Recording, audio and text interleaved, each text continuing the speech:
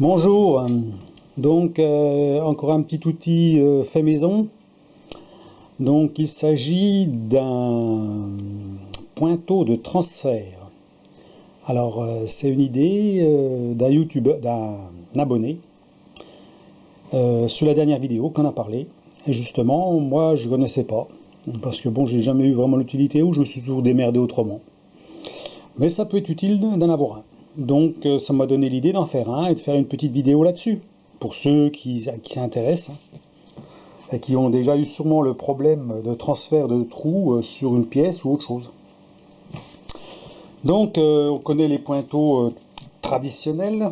Ça c'est encore un pointeau fait maison, voilà, hein, bon, pointu, avec un angle assez pointu quand même, et un angle un peu moins pointu, parce que bon, le pointu sert à bien centrer, à trouver par exemple un petit pointage ou autre chose, et l'autre il sert à écarter hein, pour avoir un angle plus grand, pour pouvoir que le forêt rentre bien dans la pièce. Donc, celui-là, donc c'est le pointeau de transfert. Donc fabrication un corps en acier, voilà, avec un trou de 10 mm. Bon, j'ai fait, on va dire, une dimension moyenne, hein. Je ne vais pas chercher à faire plus petit ou plus gros, j'avais ça qui traînait. La preuve, j'ai un trou derrière là qui me sert à rien, parce que j'ai pas voulu réduire, je me suis dit, oh il est bien. C'est un bout de ferraille que j'ai, pareil, qui traînait, hein. Parce que des fois, je découpe des morceaux, il me reste des morceaux, puis voilà, ça sert à autre chose. Hein, rien n'est perdu en fait, hein. Sauf un peu de copeaux, quoi, forcément.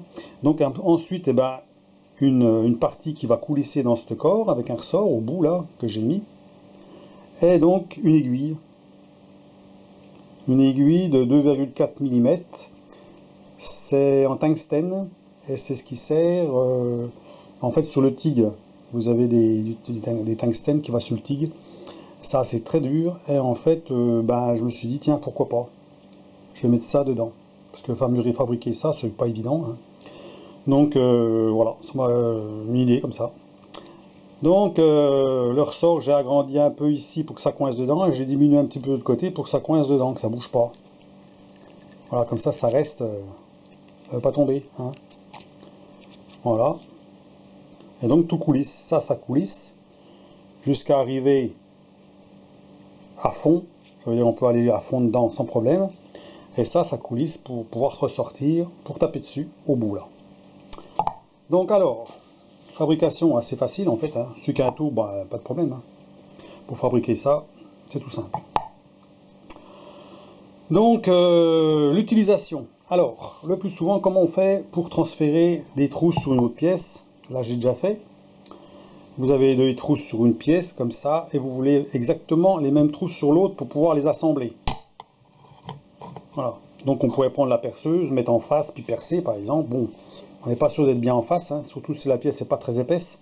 Là, elle est épaisse, ça pourrait encore aller. Donc, une fois que c'est coincé, c'est bon. Mais si elle n'est pas trop épaisse, percer comme ça à travers, c'est possible, hein. Donc, autrement, il y a ça. Donc, ça permet donc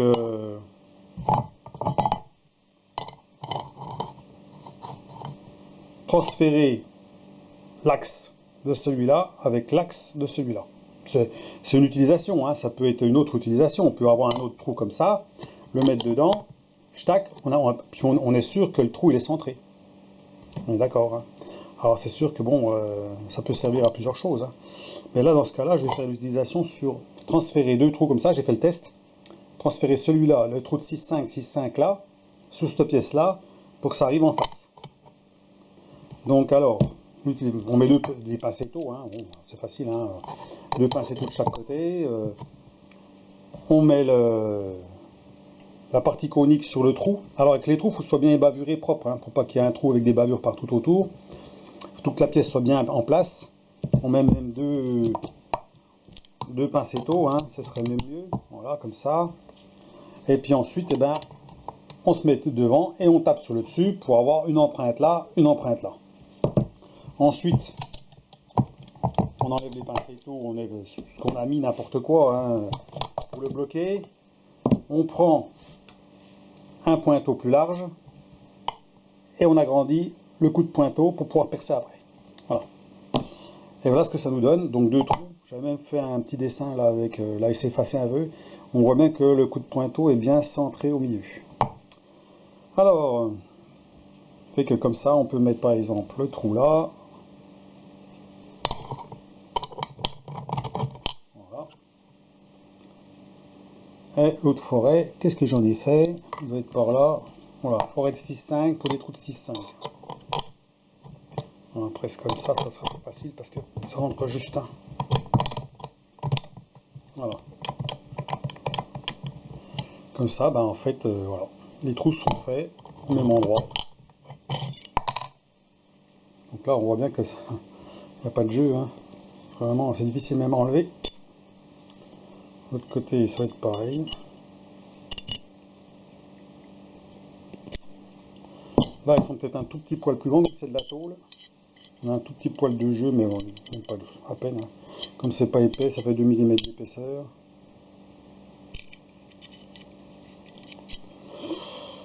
Donc voilà pour l'utilisation du